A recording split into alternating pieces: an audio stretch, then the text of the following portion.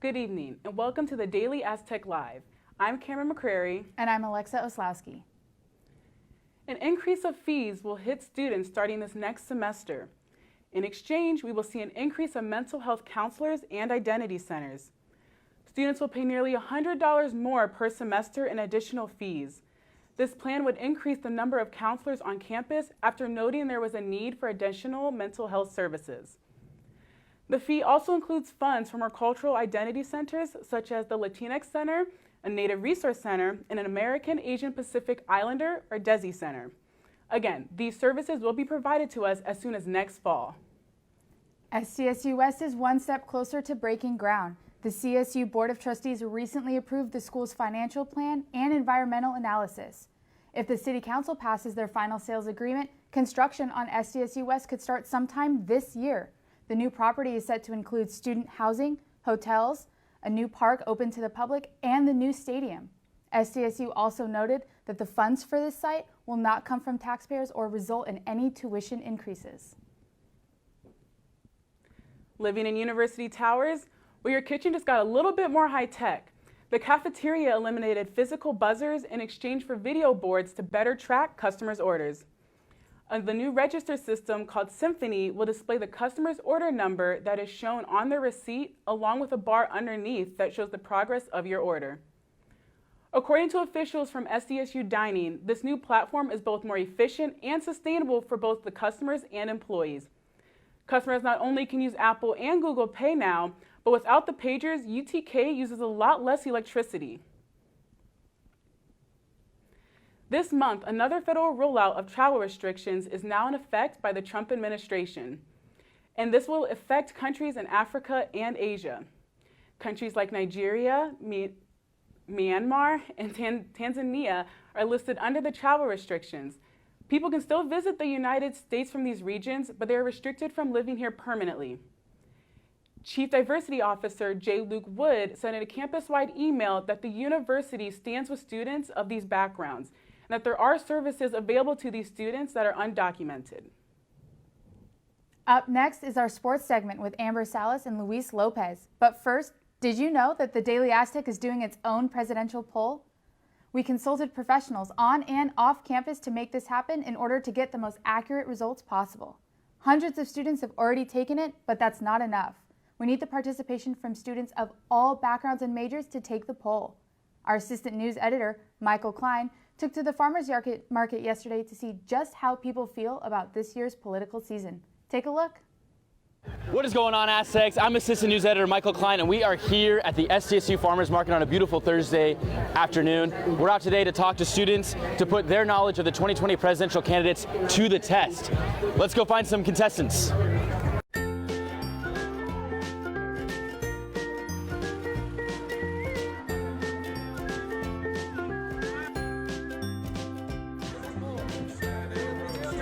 Hey, I got a quick question. Have you been following the presidential election at all?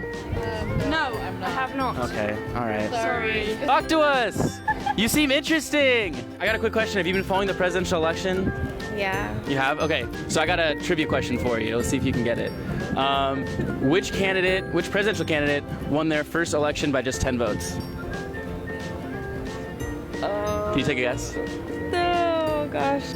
Do you have a couple seconds to answer some questions? All right. So which candidate won his first race by just 10 votes?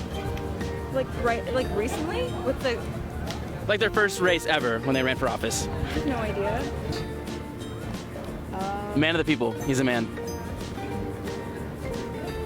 Bernie Sanders? Yes. Are you going to vote in the March 3rd California primary? Yes. Who do you support for president? No comment. Have you been following the race? Do you have a candidate in mind, or is there anyone who's like standing out right now? I'm voting for Trump.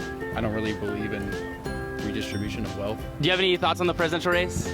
I don't. Do you know? All right, that's fine. Honestly, none, because I'm tired of old white people running the country. Bernie Sanders, man. Bernie Sanders. What's up? What's up with Bernie Sanders? My teacher's talking a lot of shit about him. Your teacher's talking shit about Bernie Sanders? Yeah, man. Talking hella shit, you know. Yeah, expose them. Who is this? Nah, man. We'll cut this out. We'll cut this out. Give me bad grades, man. We'll cut this out, bro. It's all right. I just want to know. Bro, I don't know. What's your major? Oh, I'm in high school. That's And if you haven't taken the poll yet, the Daily Aztecs 2020 presidential poll, you can either scan this QR code right here or click the link in the description. Take the poll, get involved, have your voice heard. For the Daily Aztec, I'm Michael Klein.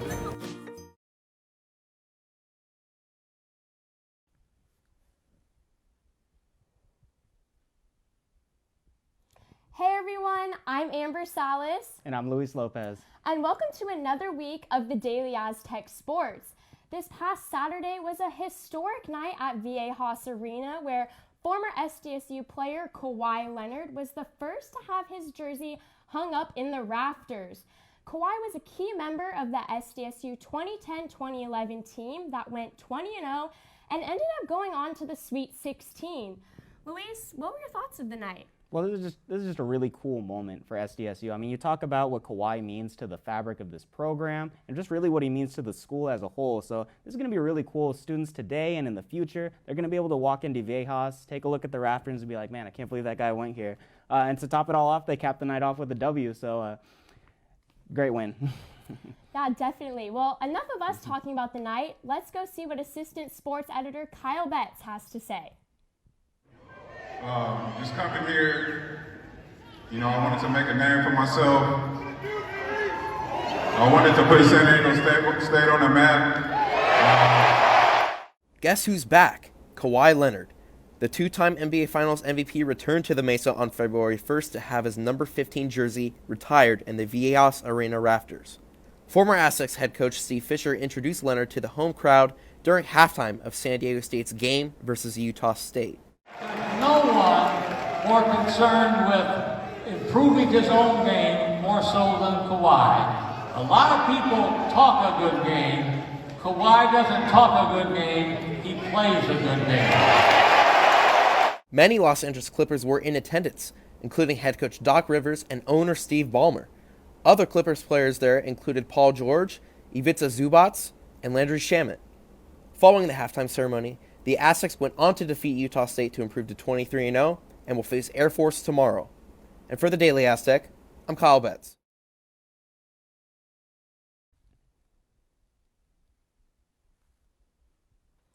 Kawhi mentioned that coming to SDSU was a dream come true. And he also said in his speech, we still got one more half. Luis, what happened out there in that second half? Well, what happened in that second half was Matt Mitchell had himself a monster second half. He scored 28 points, 3 shy of his career high. The Aztecs came back from a 9-point deficit. They get the win, and it's just what they've been doing all year. They go in, they pull out these great wins. It's just a really good win overall. Yeah, and definitely what a night for Matt Mitchell, but really the 3-pointers is what got the Aztecs back in the game. Matt Mitchell came back out in that second half and scored 3 back-to-back 3-pointers to give the Aztecs the lead 50-49. So definitely the 3-pointers gave them that advantage. And looking forward to this weekend, the Aztecs head to Air Force for their game this Saturday. Luis, what do we have to look forward to this weekend? Well, yeah, what the Aztecs are stepping into is they're going to face an Air Force team that's currently 9th place in the Mountain West, so currently second to last. I believe the biggest challenge from this game is going to be the elevation they're going towards. 7,048 feet high is the stadium in Air Force. So, but again, this is something that we've seen before from the team. They dealt with it in Wyoming. They dealt with it at Utah State. They've dealt with it at BYU. So nothing new for the Aztecs. This is what they know how to handle. A couple players to look out for the Falcons. Lavelle Scotty, he's currently averaging 15.3 points a game, along with Ryan Swan. He's averaging 13.2 points a game, along with 4.7 rebounds. So those could be two guys to look out for, but overall I think the Aztecs are going to come out of Colorado with a win on Saturday night. Definitely, and you can tune in for all the action this Saturday. 5 p.m. is tip-off on CBS Sports Network, but looking even further ahead, the Aztecs will return back home to VA Haas Arena on Tuesday, where they're going to take on the University of New Mexico. Now, this is a big game because if the Aztecs get the win, they'll have the number 1 seed going into the Mountain West Conference Tournament, which will take place in the beginning of March. Now, there are still 5 remaining games for the Aztecs in Mountain West Conference play. What do they have left in those games? Well, yeah, Amber, like you mentioned, if they win on Tuesday, they're going to get the number 1 seed. Don't believe there's really any big threats on the schedule in terms of a loss. Going back to that number 1 seed, they'll walk into the Mountain West Conference Tournament in pretty much the best position to win. Again, really not any big threats to come away with that first loss of the season, so they should be able to walk out of Vegas with the Mountain West Championship trophy.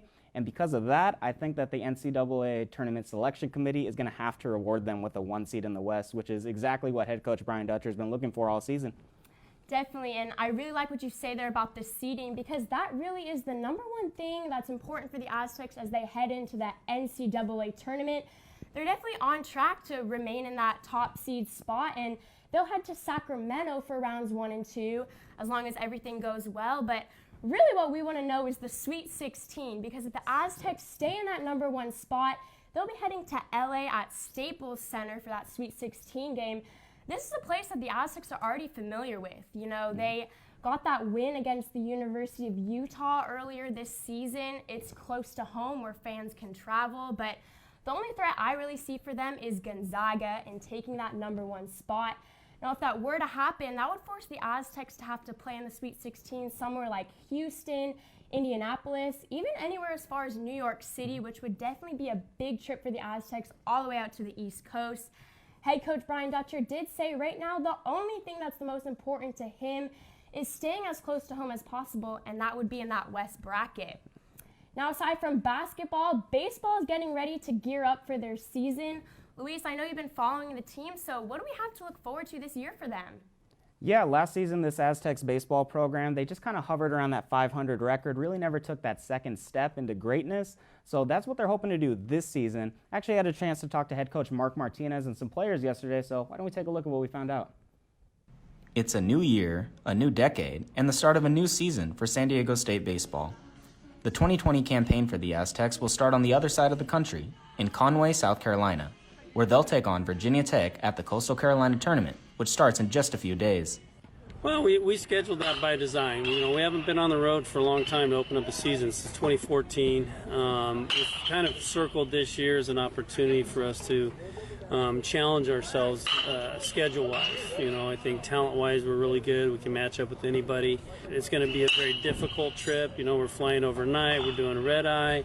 We're trying to get them uncomfortable and kind of simulate, if we happen to get to regional, kind of the same type of atmosphere. So we have trained them at the front end of the season for hopefully what happens at the back end. This year's Aztecs will be led by some familiar faces. That includes preseason All-American utility man Junior Casey Schmidt and junior outfielder Matt Rudick, who served as SDSU's leadoff man last season. You know, it's exciting. You know, we've been playing a lot of, scrimmages, throughout the fall and throughout this early spring. And I think we're ready to, play other teams. You know, starting in South Carolina, it's something different than we've usually done. So we're ready and we're really excited. Pitching on the mound this year is some young, but still familiar talent. Two of the returners include sophomore right-handed pitchers Aaron Eden and Michael Paredes. Eden was the second most durable pitcher for SDSU a season ago, and he looks to build off his freshman campaign. Mainly just staying within myself. Like I said, just come out here every day, get better, do a lot of film work, just a lot of repetition of everything that I do every day so I can make sure I'm ready to go when game time. With opening day on the horizon, Martinez and his team are approaching this season one game at a time. We're still preparing, and so I think the biggest thing is we're just trying to win today and get better today, and we just talk about winning each day. But we try and keep them centered and focused on one day at a time. For the Daily Aztec, I'm Luis Lopez.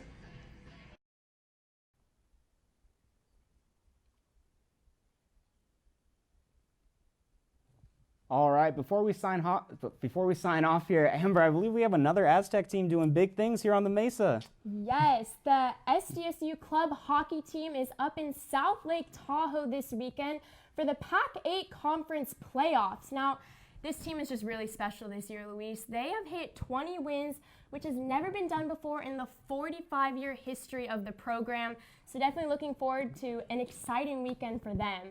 That's all we have for today. Keep following us on Twitter at @DAztecSports to stay updated on all the action for all these upcoming spring sports. I'm Amber Salas. And I'm Luis Lopez. Have a great night.